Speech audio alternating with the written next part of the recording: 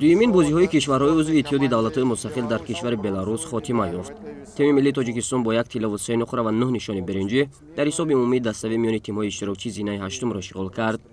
Ягона медали тиллоро барои тими миллии Тоҷикистон Меҳрож Суфиҷонов ба даст овард. Меҳрож дар намуди бокс зери вазни то 48 кг ҳарифи қирғизи хеш Зафарбек Камиловро бо қарори якдилонаи доварон бо ҳисоби 5-0 шикаст дода қаҳрамони бозиҳои иттиҳоди давлатҳои мустақил шуд.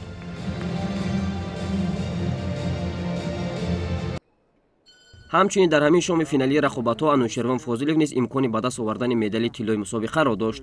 аммо Анушервон бар ҳарифи рӯси худ Вячеслав Рогозин ғалаба кардан натавонист. Бо қарори якдилонаи доварон рақобати мазкур ба суди Вячеслав ҷамъбаст гардид ва Анушервон Фозилов нишони навбатии нуқраи тими миллии Тоҷикистонро ба гардан овехт.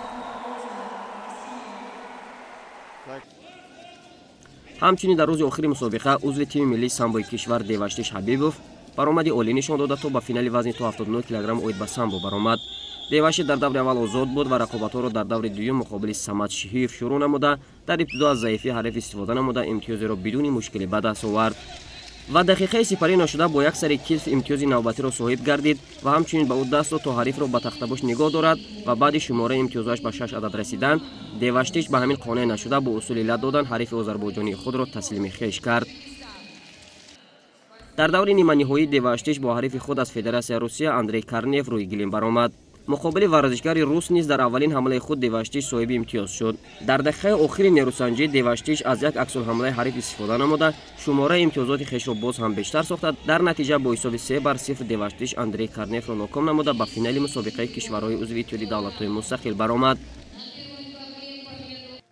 паҳлавони тоҷик Деваштиш Ҳабибов мутаассифона ба финали мусобиқа барои рақобат кардан бо шатвериант Бориси Арманӣ баромадан натавонист. тибқи иттилои дарёфт намудаи мо, Деваштиш дар рафти дидори ниманиҳоии қабурғааш шикастааст ва ҳамин гуна Деваштиш Ҳабибов барандаи нишони нуқраи дуюмин бозиҳои иттиҳоди давлатҳои мустақил гардид. баъди хатми рақобатҳои ниҳоӣ боз бо ташкили як маросими мутантан ва даъвати варзишгарони тимҳои иштирокчӣ ба майдон, маросими ҷамъбастии дуюмин бозиҳои кишварҳои узви иттиҳоди давлатҳои мустақил баргузор шуд. ҳамчунин дар маросими интиҳоӣ барои меҳмонон чорабинии фароғати диданиеро мизбонон пешкаш карданд ки мақбули ҳамагон гардид. бори дигар ёдовар мешавем ки дар дуюмин бозиҳои иттиҳоди давлатҳои мустақил тими миллии Русия бо 149 тиллаву 89 нуқра ва 51 ва дар умум бо даст овардани 288 нишон бидуни шак зинаи аввалро моли худ кард. мизбонон бо 48 нишони тилло ва дар кул бо 236 медал мақоми дуюмро ихтиёр намуданд. тими миллии Ӯзбекистон бо 106 медал ки аз он 28 ададаш тиллост дар сегона шомил шуд. тими миллии Тоҷикистон бо 1 тиллаву 3 нуқра ва 9 биринҷӣ миёни тимҳои иштирокчӣ мақоми ҳаштумро гирифт.